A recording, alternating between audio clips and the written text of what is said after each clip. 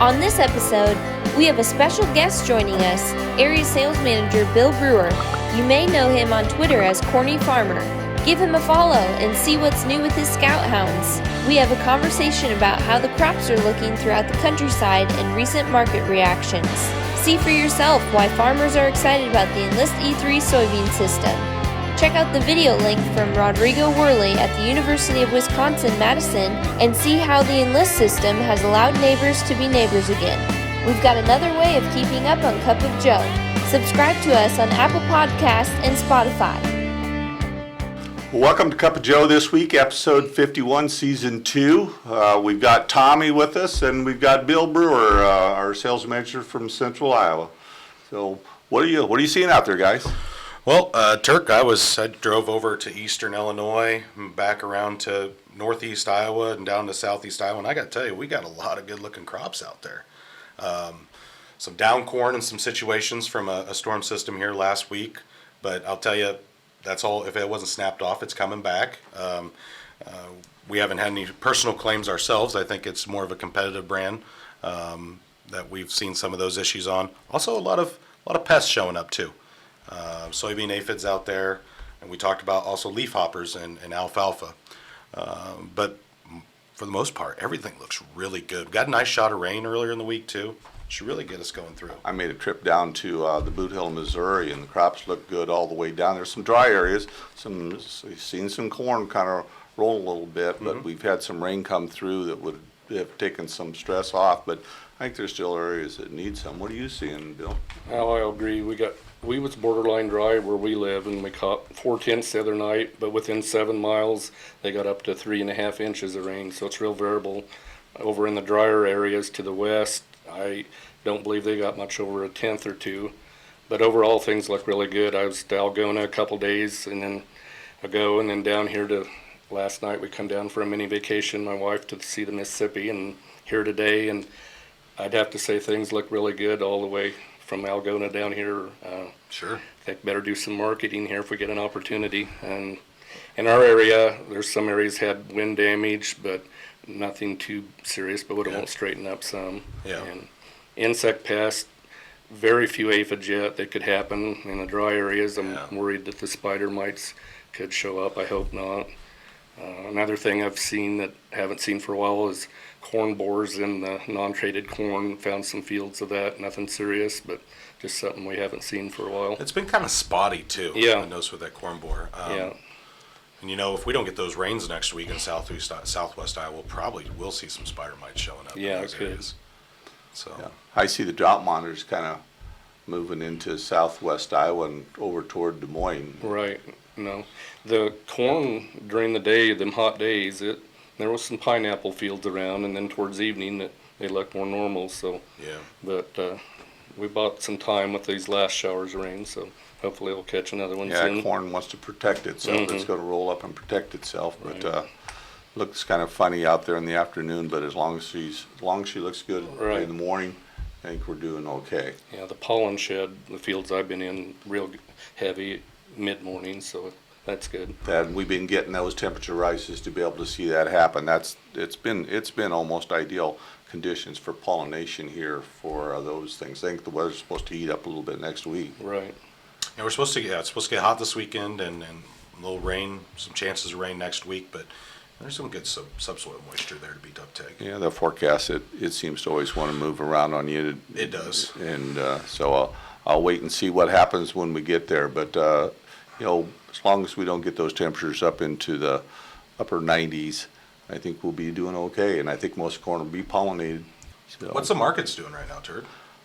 They're speaking of things heating up. I mean, that's the markets have been doing that as well. The big, largest corn sale ever to any single country this week to China, 1.76 billion metric tons. That's equal to about 7 billion bushels of soybean or corn. Wow. And so they're trying to fulfill that phase 1 commitment that they made. And so that's good news for farming. The markets reacted this week and have come up a little bit, and so I think took everybody a little bit off guard. They weren't really expecting them to fulfill their commitment, or didn't feel like there would be any way they could. But when they start making record purchases ever, then those they can catch up in a hurry, I guess. But it's looking good, and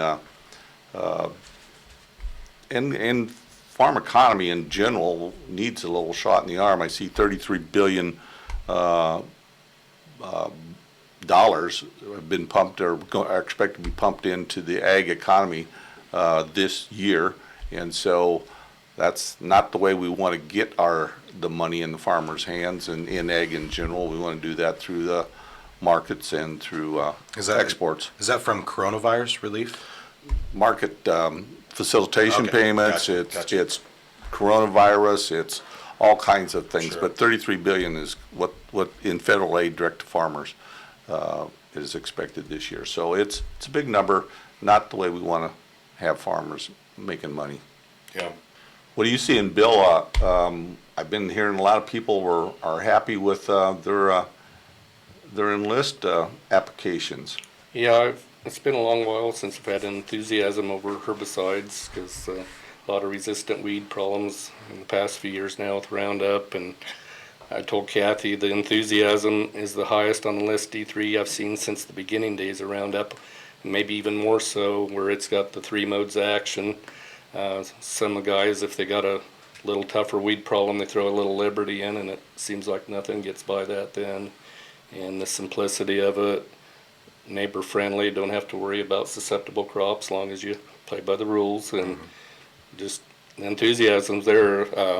Our customers were extremely happy with LL-GT27s last year. A lot of them had their best yields they've ever had, they claimed, and now they're ready to jump on board with the Enlist to try that, because they've seen what the LL-GT27s do, and this even gives them more options. There's a lot of clean fields out there. Yes. It's amazing when you make that application, though, is just see those weeds wilt down like they do, and it's been a very successful run so far. We look very forward for next year as well. And like you said, the excitement, it's a buzz. Mm-hmm. I mean, obviously our phones have been ringing off the hook, and guys just want to talk. They want to see what it's all about, and they want to get in front of it. And guys that tried it last year for the first time were very, very happy. So, And the guys that had the few last year, the yield was there. They were very satisfied with it. I have no concerns with yield drag at all. I think that was maybe fake news a little bit, but it gets a little political in the seed game, right? yeah. It sure does. But the yield's there, that's for sure, and the proof is in the pudding, so to speak. I mean, it's been a very good go at it, like you said, neighbor friendly on all those aspects too, and 3 modes of action. Right. And Ben kind of explained last week or the week before about the difference between 4 and 6 inch weeds, and when to use Roundup and when to use Liberty, and how to get that kill that you're looking for. Another thing guys like is being able to spray around their fence rows with 2,4-D now, and around their bean fields, clean them up, and just dresses the farm up. Yep, makes it look more presentable, right? Yeah. I've had some of those calls saying, "Hey, can I spray 2,4-D? Is that going to hurt anything on these?" And I said, "No, it won't hurt a thing. Get rid of those weeds." Right.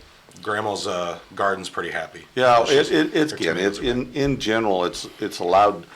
Enlist soybean system has allowed neighbors to be neighbors again, rather than always wondering what's the other guy gonna spray, what's the other guy gonna do. You can talk about, you can be social and not try and get into each other's business.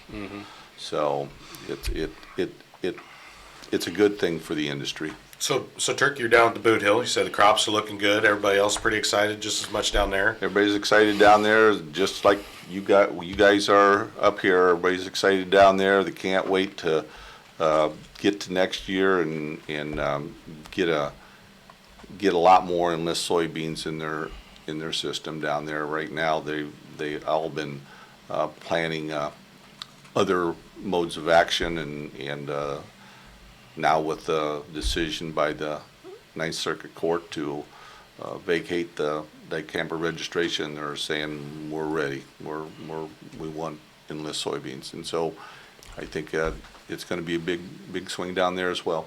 Awesome. Well, looking at for next year, I think a lot of exciting things are coming on board. Looks like the weather's cooperating with us a little more. Is there anything else you wanted to share, Turk, as far as what you're thinking? No, I think down there, again, I'll say again, the crops look good all the way, and I'm very optimistic that we're going to have a good year as long as we keep getting some rains come along here. Yeah. One thing I might add, we're getting a lot of calls on people wondering whether to spray fungicides or not, and Yep. the economics really don't justify it almost if you don't have the diseases, but a lot of guys are going to go ahead and do it. Try to make a run for it. Yeah, Yep. because their crop looks so good and they want to get all out yield on it, and corn especially, all your yield comes on the last part of the growing stages, and you keep them leaves healthy, it's just going to add to yield. So Yeah. I hate to make that decision though and spending other people's money. Right. It's tough, you know, and if they, like you said, they got the disease protection there, and they're going to make a run for yield, it's probably not a bad year to do it. Right. But again, if they're having issues and they have poor disease health right now, you know, it probably won't pay. But Well, that's really the key is, you know, the best way to make more money and be more profitable in the farm is have bigger yields. Sure. But don't throw money away if you don't have a problem. In other words, if there's not an issue there to start with, that application is not going to help you. So you really got to look and see Yeah. where you're at. I just if they're not sure, I tell them to do half their acres and be Okay. half right. There you go. that's very true. It's kind of like replan. Always leave a stretch for us, just to see if we made the right, or leave a check strip, just to see if we made the right decision or Right. not. So, If nobody has anything else, who's got a corny joke? well, I have a corny joke, but it was given to me this morning, so I'll start off. Ham sandwich walks into a bar. Bartender looks at him and says, "Sorry, we don't serve food here." Let me say it again. Ham sandwich walks into a bar. Bartender looks at him and says, "Sorry, we don't serve food here." Twice as funny. Alex wanted me to remind everybody that our Cup of Joes are now on Apple Podcast and Spotify, so look for us there. Also on Instagram, Alex has some fun stickers that are relative to the varieties that maybe you're planting soybeans. So if you see some cool pictures of your fields and find the variety that you're planting, send us a picture. Tag us on Instagram and see if you guys can make it to the Mershman webpage. So, well, I think that's it. And if nobody else has everything, I thank you for joining us. Thank you guys. Thank you, Bill. Thank you. Thank you. Have a great weekend.